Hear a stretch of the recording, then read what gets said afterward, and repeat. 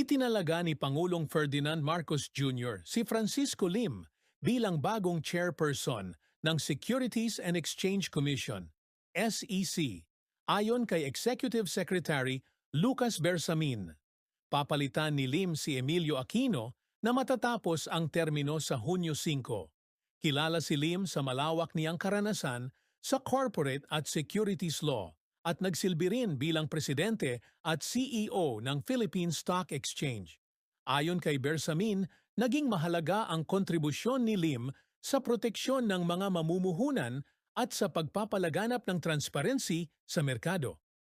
Inaasahang paiigtingin ng bagong pamunuan ang kumpiyansa ng mga mamumuhunan at isusulong ang makabago, bukas at inklusibong paglago sa sektor ng pananalapi ng bansa. Ano sa tingin mo ang mga pangunahing issue sa sektor ng pananalapi na dapat unang tutukan ng bagong pamunuan ng SEC? Salamat sa panonood. Huwag kalimutang i-like, i-share at mag-follow.